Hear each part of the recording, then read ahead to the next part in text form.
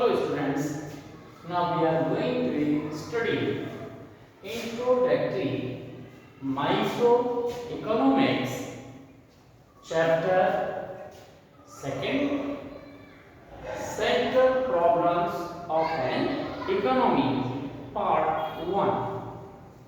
Okay students, now in this part we are going to discussing about the central problem means what to produce, second how to produce, and last one is for whom to produce.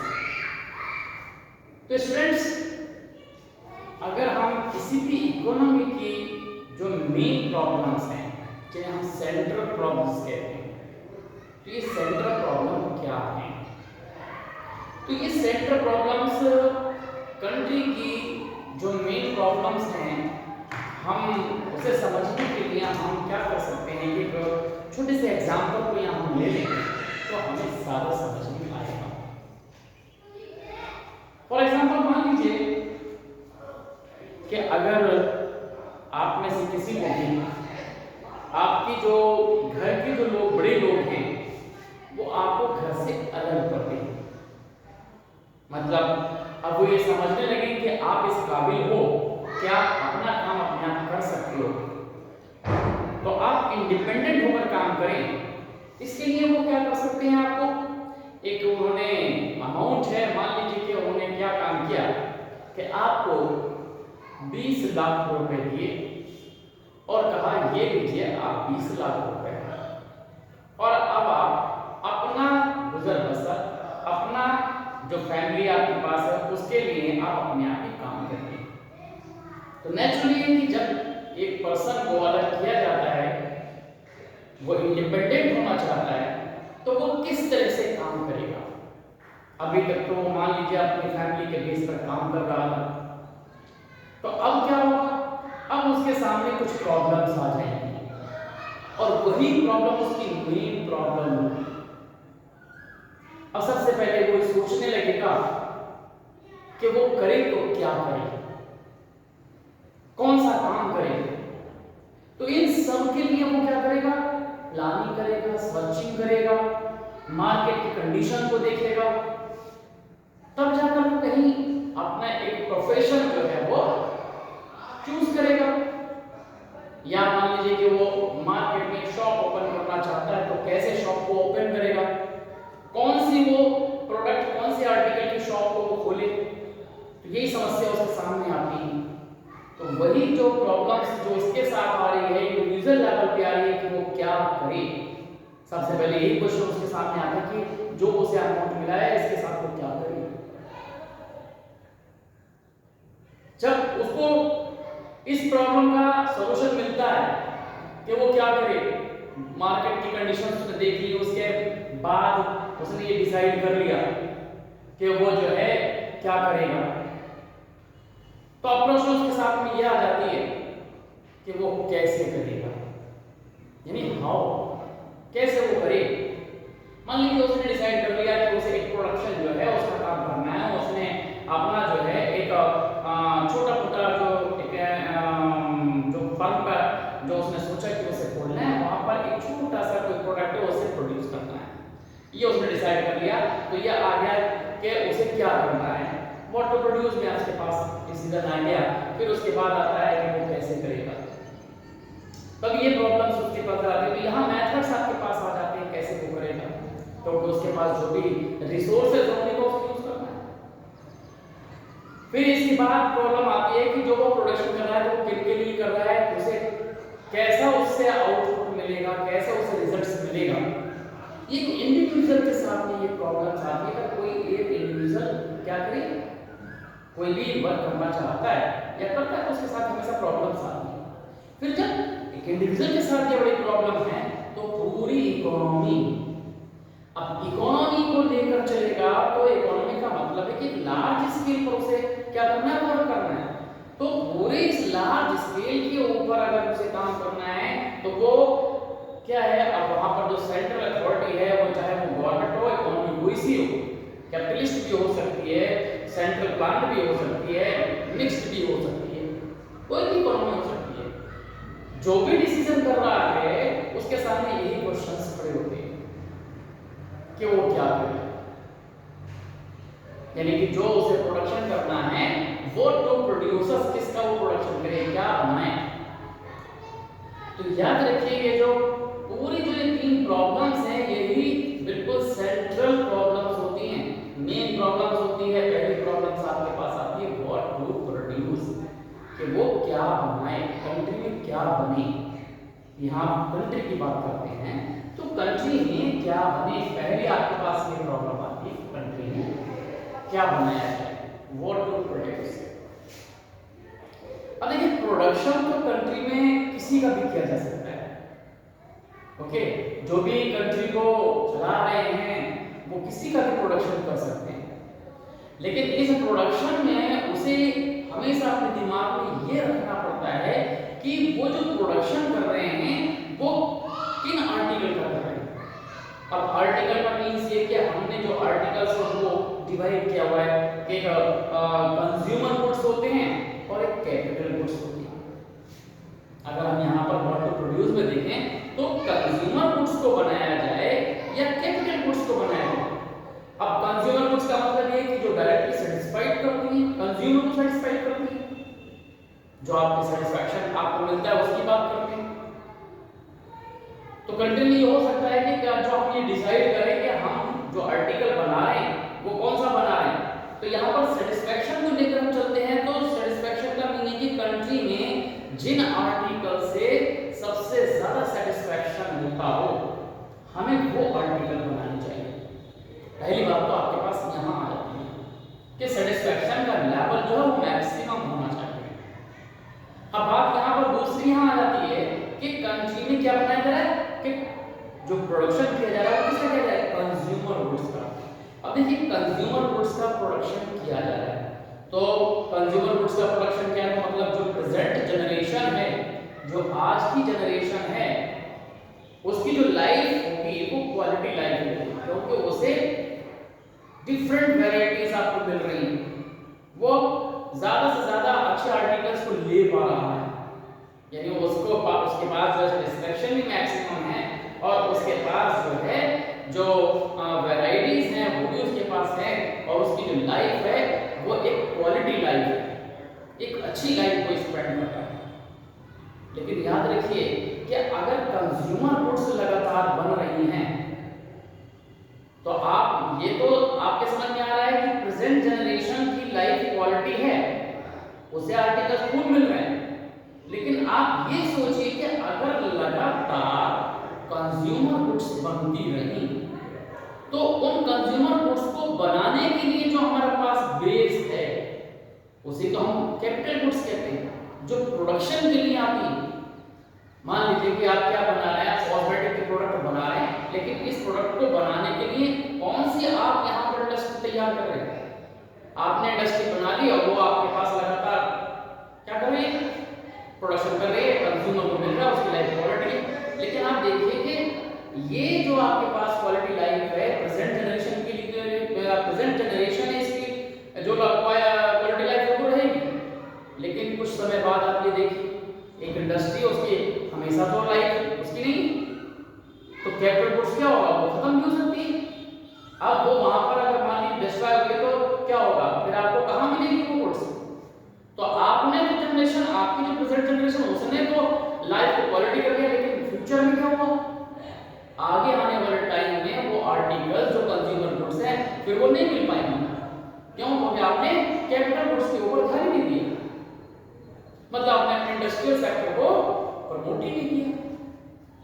तो country में ये बड़ी problem होती है कि अगर आपने consumer goods को बेस बना दिया और लगातार आप वही करते रहे, सेटिस्फैक्शन ही देते रहे, उसी को बनाते रहे, तो आप देखिए क्या होगा कि प्रेजेंट जनरेशन तो सेटिस्फाइड हो जाएगी, उसकी लाइफ क्वालिटी हो जाएगी, लेकिन फ्यूचर जनरेशन को वो आर्टिकल नहीं मिलेंगे, क्योंकि आपने कैपिटल गुड्स को नहीं बनाया।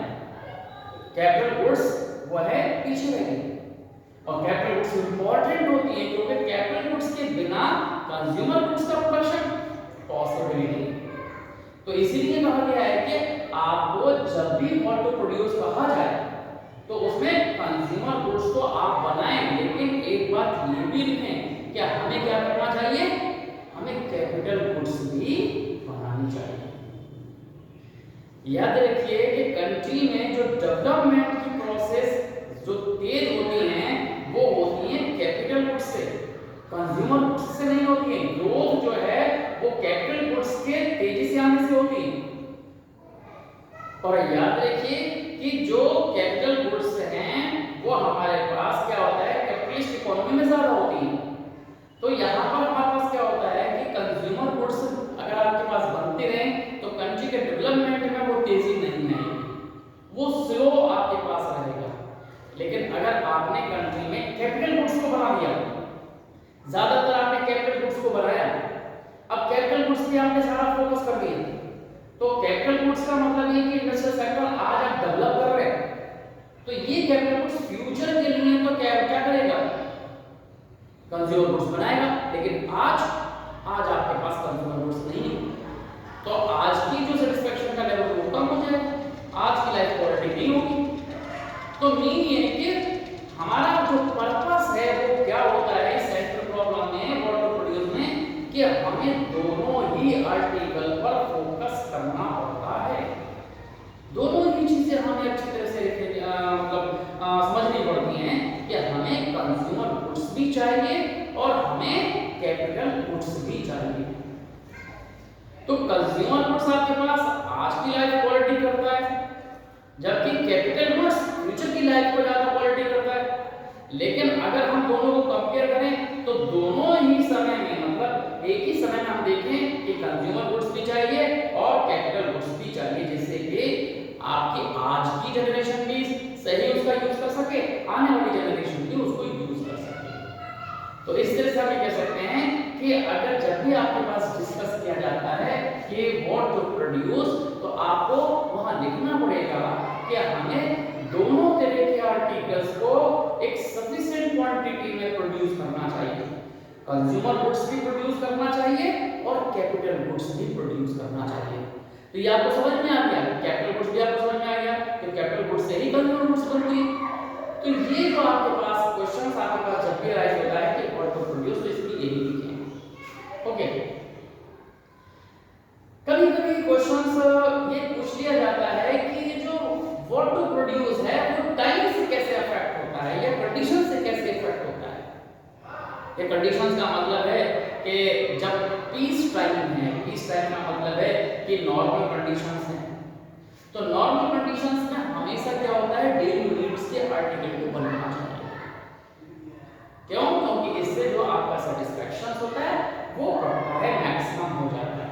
मतलब आपको यहाँ पर क्या है, शेल्टर है, क्लॉथ है, फूड है, ये डेली नीड्स है, इसका प्रोडक्शन ज्यादा करना चाहिए। ओके, लेकिन मान लीजिए कि आपका नॉर्मल टाइम नहीं है, तब क्या प्रोडक्शन करेंगे?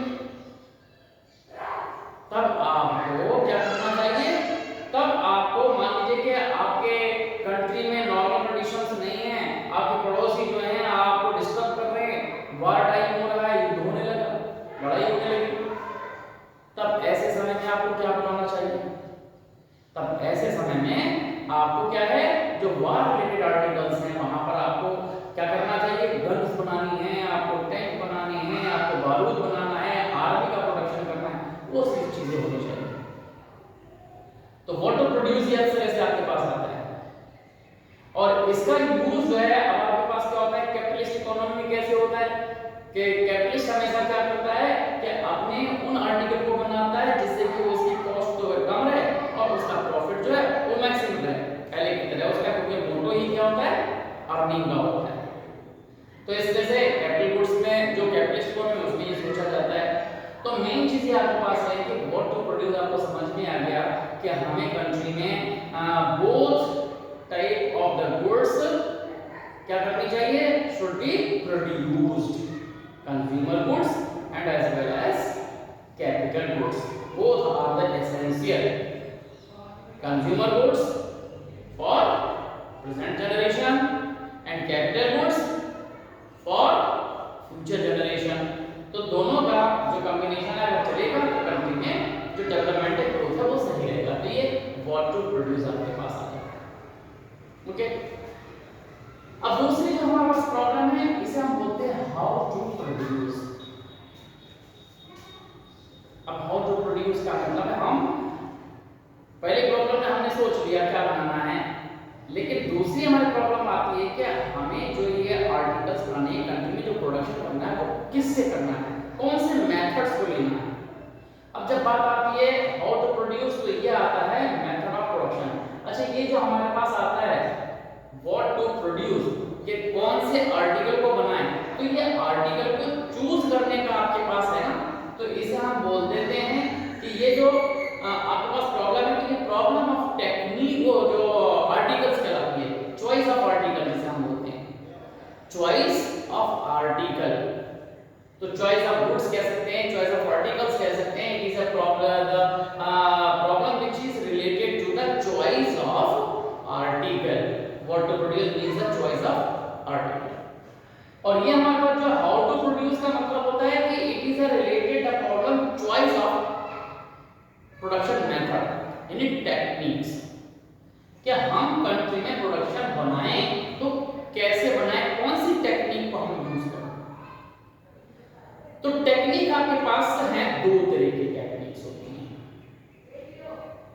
और वो कौन कौन सी आपके पास अगर हम हाउ टू प्रोड्यूस करते हैं तो हमारे पास जो टेक्निक्स हैं एक होती है आपके पास लेबर इंटेंसिव टेक्निक, और दूसरी हमारे पास होती है जिसे हम बोलते हैं कैपिटल इंटेंसिव टेक्निक।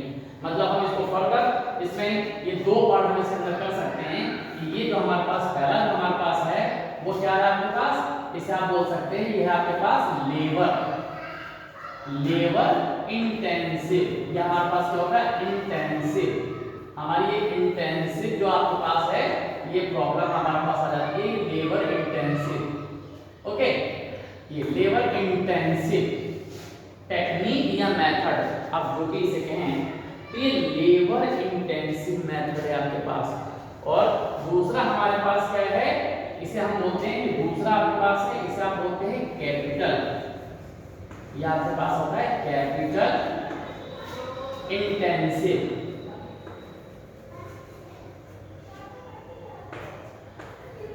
इंटेंसिव ये अब चाहे तो इसमें टेक्निक ना लिख सकते हैं, ये क्या है ये टेक्निक। ये आपके पास क्या है ये टेक्निक।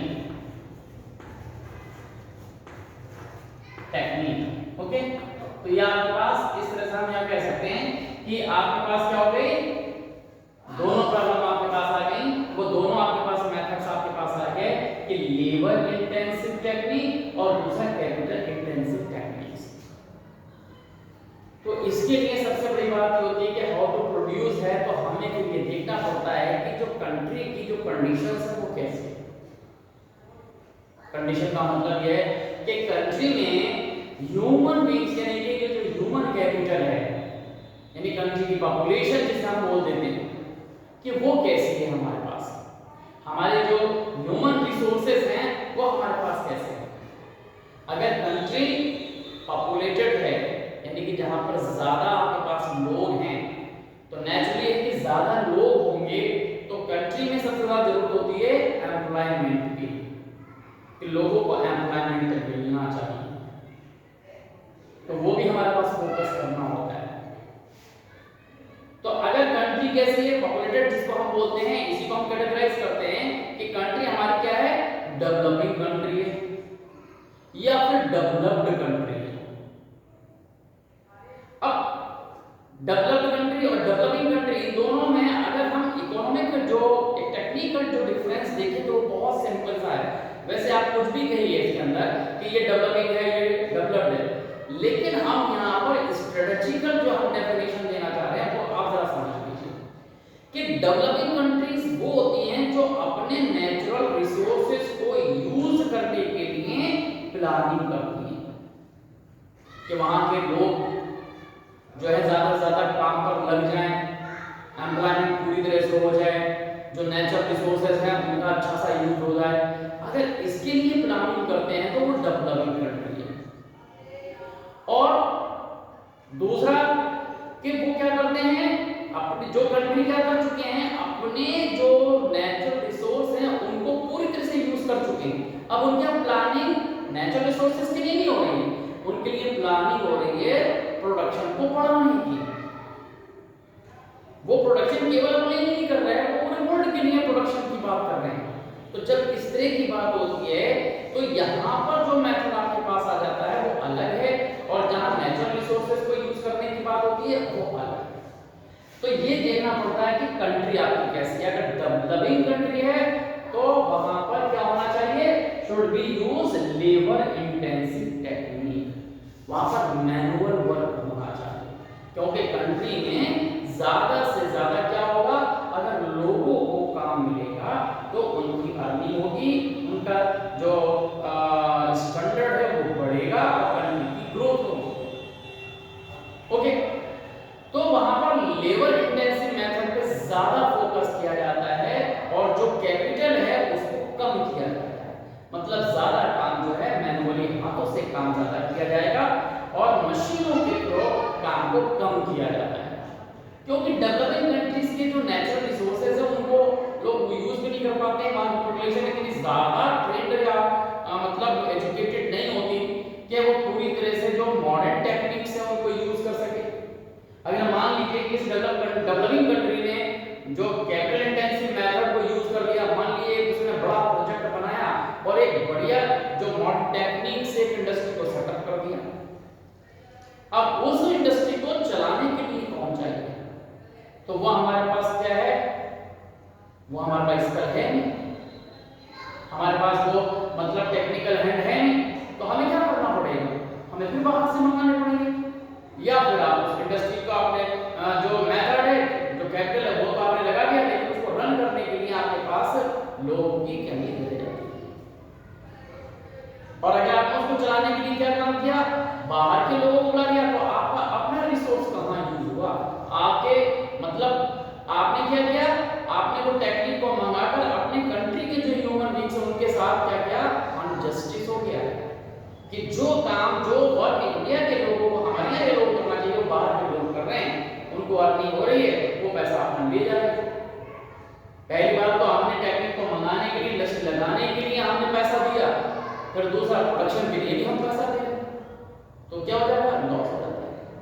तो इसलिए क्या होता है कि हमें क्या करना पड़ता है, लेबर इंटेंसिव टेक्निक को यूज करना होगा, और इसमें हम क्या करते हैं, अपनी जितने भी ह्यूमन रिसोर्सेज हैं उनको हम पूरी तरह से यूज करने की कोशिश करते हैं, एम्प्लॉयमेंट भी आपके पास बढ़ता है और जो प्रोडक्शन है वो भी बढ़ता है, इस तरह से हमें यूज करना चाहिए। तो इंडिया जैसे हमारी कंट्री, यहाँ पर हमें लेबर इंटेंसिव मेथड ज्यादा यूज करने होते हैं, क्योंकि यहाँ पर ज्यादा लोग यहाँ पर हैं, ज्यादा हाथ यहाँ पर हैं।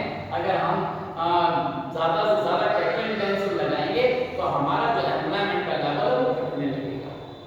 तो इस तरह से हमें क्या करना चाहिए कि अगर डेवलपिंग कंट्री है तो लेबर इंटेंसिव, और दूसरी तरफ हम बात करते हैं कि अगर कैपिटल वो जो डेवलप्ड कंट्री है, जैसे कि आपके पास ब्रिटेन है, जैसे आपके पास अमेरिका है, रशिया है, ये कंट्री क्या है, डेवलप्ड कंट्री।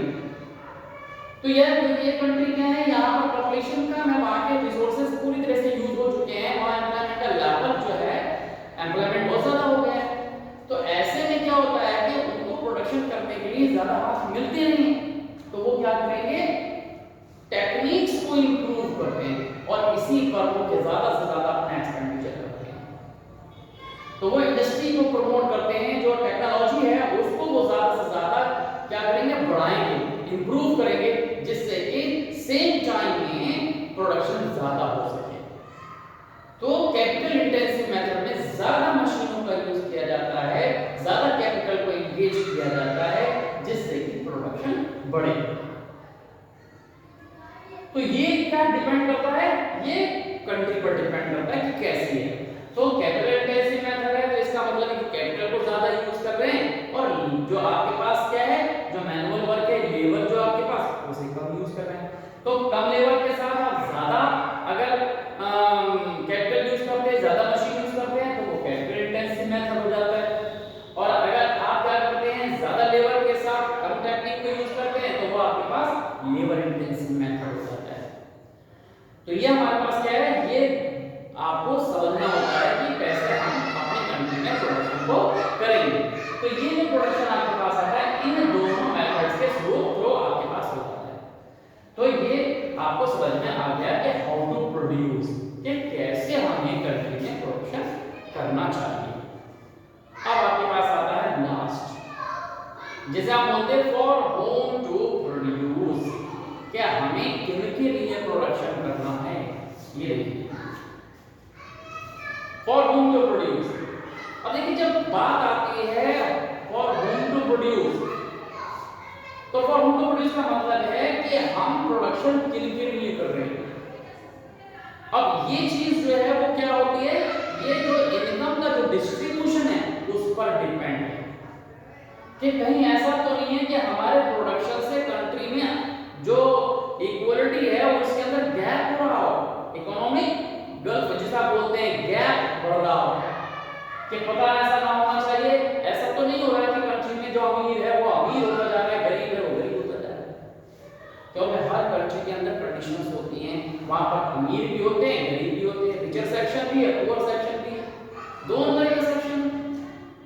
तो यहाँ पर जो हमारे पास क्या होता है कि हम जो किन के लिए यहाँ पर कर रहे हैं, तो हमेशा ये बात अपने दिमाग में कंफ्यूज की होती है कि जो हम प्रोडक्शन कर रहे हैं वो किन के लिए कर रहे हैं। हम ऐसे प्रोडक्शन करें कि कंट्री के प्रोडक्शन के साथ साथ जो इनकम का डिस्ट्रीब्यूशन है वो इक्वल होना चाहिए, सोशल जस्टिस होनी चाहिए, इनइक्वालिटीज नहीं होनी चाहिए। तो कंट्री में जो प्रोडक्शन है वो ऐसा होना चाहिए, मतलब अमीर के लिए भी होना चाहिए, गरीब के लिए भी होना चाहिए।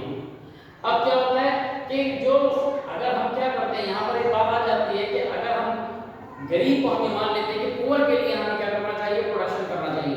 ठीक है कि पुअर सेक्शन हमारी कंट्री में बहुत ज्यादा है, तो पुअर सेक्शन के साथ कंट्री को अगर हम क्या करते हैं लेकर चलते हैं, तो नेचुरली क्या हम किसे इग्नोर कर रहे हैं, हम इग्नोर कर रहे हैं रिचर सेक्शन के लिए।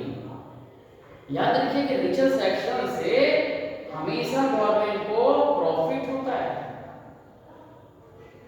क्यों, क्योंकि वहां पर जो एक टैक्सेशन की हम बात करते हैं तो ज्यादा टैक्स वहां से हमें मिल जाती है, और जो पुअर सेक्शन से वहां से हमें टैक्स नहीं मिलते।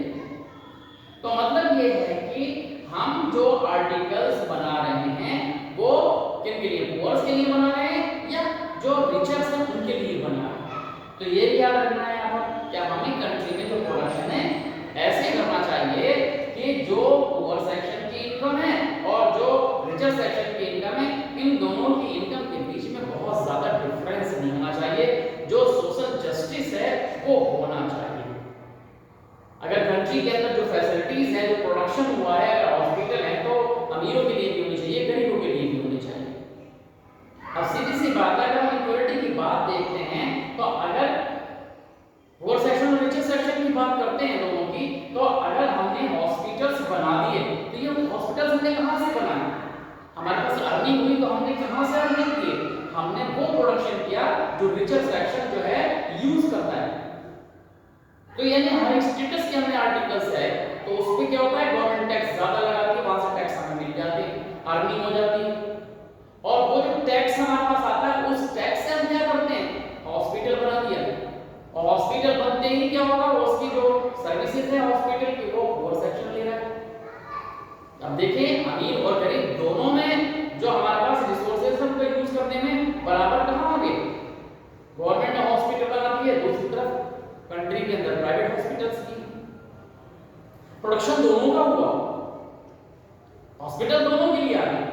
अब पुअर बीमार पड़ता है तो वो क्या करेगा, एक जो गवर्नमेंट हॉस्पिटल है वहां जाएगा, 2 रुपए का पर्चा बनाकर अपनी दवाई ले आएगा। वायरल फीवर से मान लीजिए दोनों अफेक्टेड हो गए, तो दोनों क्या करेंगे, गरीब है 2 रुपए का पर्चा बनाया, और वहां जो मेडिसिन होती है अगर फ्री मिल जाती है और नहीं मिलती है तो वो क्या होता है, 10-15 रुपए के अंदर उन्हें वो पत्ता मिल जाता है, सिंपल सा एक पैरासिटामोल का पत्ता वहां से मिल जाएगा और वो उसे खा के जो है 5 दिन में अपना ठीक हो जाता है। तो उसका जो ट्रीटमेंट का बहुत ज्यादा खर्च नहीं हुआ, मान लीजिए 50-60 रुपए उसके टोटली मिलके खत्म हो गए, वो एफोर्ड कर लेता है, पुअर सेक्शन से इतना खर्च कर लेता है। लेकिन अगर यही चीज किसके साथ, अमीर के साथ होती है, तो वो पुअर सेक्शन क्यों, क्योंकि वो जो रिचर सेक्शन है वो हॉस्पिटल में नहीं जाएगा, उस पर टाइम नहीं लगा, इसलिए वो क्या करता है कि वो अपने टाइम सेविंग को भी देखता है, अपने स्टेटस को भी देखता है, हर चीज को देखता है। क्योंकि उसको प्रोडक्शन करना है तो उसके पास इतना समय नहीं है। तो अगर वो मान लीजिए कि बीमार होता है तो सीधे सीधे प्राइवेट हॉस्पिटल में जाता है, जहाँ के डॉक्टर की जो प्रिस्क्रिप्शन वो लिखते हैं, प्रिस्क्रिप्शन जो वो देते हैं, वहां पर दिखाने की जो आपके पास ओपीडी की जो वो फीस ही लेते हैं वो 500 रुपए से कम नहीं होती है। और किसी स्पेशलिस्ट के पास चले जाते हैं, वो तो हमेशा ऐसे करते हैं, अफोर्ड कर सकते हैं तो वो 1000 रुपए भी दे सकते हैं। तो वो 1000 रुपए देकर अपने आप को दिखाते हैं। वो वायरल फीवर कोई दिखा, उसको भी पैरासिटामोल की जरूरत थी, उसने भी पैरासिटामोल लिखा, लेकिन वो जो प्राइवेट जो इंडस्ट्री है, जो मेडिकल बना रही है, मेडिकल की जो टेस्ट बना उनके लिए तो वो मेडिसिन जो है वो कॉस्टली होती है। लेकिन पोल सेक्शन में आपका 10 रुपए के पत्ते में 10 गोलियां आ गई उसकी, और यहाँ पर वो कम से कम 100-150 रुपए से कम का पत्ता नहीं होता है, एक गोली 10-15 रुपए की होती है। तो वो एफोर्ड कर सकता है, उसका ट्रीटमेंट हुआ, पैरासिटामोल उसने मिल गया, उसने उस कंपनी का लिखा, जो हाई स्टेटस का है उसने वो कंपनी का लिखा, जो कि नॉर्मली अपना यूज करते हैं। तो इससे दोनों ट्रीटमेंट में आगे एक ने क्या किया, मान लीजिए कि उसने वहां पर 2000 रुपए खर्च कर दिए, 1500-2000 रुपए खर्च किए, इसने क्या वो 50-60 रुपए खर्च कर दिए। अगर हम ट्रीटमेंट के बेस पर देखें तो दोनों का लेवल बराबर हो गया, सोशल जस्टिस वहां पर आपको दिखाई दे दिया। और कहीं ऐसा होता है कि हमने हॉस्पिटल नहीं बनाया होता सरकार ने, तो क्या होता, वो पुअर जो पर्सन है उसे क्या वो ट्रीटमेंट मिलता नहीं मिल पाता। क्यों? तो वो प्राइवेट में तो इस कैपेसिटी में था ही नहीं कि वो वहां पर दिखा पाए, उसके पास इतनी अर्निंग कम होती है। तो नेचुरली कि इस बेस पर ही गवर्नमेंट हमेशा ये देखती है कि प्रोडक्शन इंक्रीज किया गया है। तो ये जो हमारे पास होता है सोशल जस्टिस, तो ये जो है किससे रिलेटेड है, ये रिलेटेड है हमारे पास डिस्ट्रीब्यूशन ऑफ इनकम, कि दोनों की जो इनकम का जो लेवल है वो भली कैसी हो, लेकिन उसमें इक्वलिटी होनी चाहिए, कंट्री फैसिलिटीज सबको मिलनी चाहिए। तो इस तरह से हमारे पास इक्वलिटी, सोशल जस्टिस को दिमाग में रखकर ही आर्टिकल्स का प्रोडक्शन किया जाता है। तो वो क्या लगता है, फॉर होम टू प्रोड्यूस। तो इस तरह से आपके ये दिमाग में अच्छी तरह से आ गया कि कौन से प्रोडक्शंस को कैसे करनी चाहिए। तो ये मेन हमारे पास आते हैं प्रॉब्लम्स, और इसी में पूछा जाता है कि कैपिटल इकोनॉमी हो तो कैसे करना है। तो कैपिटल का मतलब मिनिमम यूज करके हमें क्या करना है, हमें ज्यादा सेटिस्फैक्शन करना है, ज्यादा अच्छे आर्टिकल्स बनाने होते हैं। हमें यहाँ पर क्या होता है कि जो रिसोर्सेज है कैपिटलिस्ट हमेशा करता है कम से कम कॉस्ट पे ज्यादा प्रोडक्शन करता है। और यहाँ पर होंडो अगर कैपिटलिस्ट होगा तो नेचुरली के पोर सेक्शन को नजरअंदाज कर देगा, उसको इग्नोर कर देगा, और कैपिटल आर्टिकल जो आपके पास है उनको बनाता है, या फिर जो हाई स्टेटस सोसाइटीज है उनको वो आर्टिकल को बनाता है, क्योंकि वहां से ज्यादा प्रॉफिट होता है। तो इस तरह से ये कैपिटलिस्ट इकोनॉमी में आपके पास ये प्रॉब्लम सॉल्व करने की बात नहीं पूछी जा सकती। तो आप इस तरह से लिख देंगे कि रिसोर्सेज को कैसे यूज किया गया, मिनिमाइज करके आपके पास मैक्सिमम करने का टारगेट हमेशा कैपिटलिस्ट का होता है। तो ये प्रॉब्लम्स आपको ये समझ में आ गई कि हमारे पास जो मेन जो आपके पास है कि जो सेंट्रल प्रॉब्लम्स आपके पास हैं कंट्री की, वो आपके पास 3 हैं, पहले what to produce, how to produce और फॉर होम टू प्रोड्यूस। और याद रखिए कि इन 3 प्रॉब्लम्स में से एक प्रॉब्लम्स हमेशा पूछी जाती है, और इसमें भी करीब सबसे ज्यादा पूछी जाती है हाउ टू प्रोड्यूस। इसके चांसेस 80% रहते हैं, और बाकी भी पूछी जाती हैं, लेकिन यह है कि हमें तैयार जो है बहुत अच्छी तरह से करना होता है। बोर्ड के पर्पस में तो पहले बोर्ड में आता था, बहुत ज्यादा इंपॉर्टेंट रहती थी, लेकिन अब क्योंकि आपकी इंटरनल एग्जाम्स है तो उसमें भी आपके पास बहुत ज्यादा चांसेस ये रहते हैं कि हाउ टू प्रोड्यूस को ज्यादा पूछा जाए। तो याद रखना है कि ये हार्ड एंड फास्ट नहीं है कि ये हमेशा ही पूछा जाएगा, इन दोनों में से ही पूछा जाता है। ऐसा नहीं है कि नहीं पूछा जाए, लेकिन इन 3 में से एक जो प्रॉब्लम्स है वो जरूर पूछी जाती है। ओके, तो ये problem choice of article, choice of technique और ये डिस्ट्रीब्यूशन ऑफ इनकम, इससे रिलेटेड ये 3 प्रॉब्लम है जो आपको समझ में आ गई। Okay, thank you.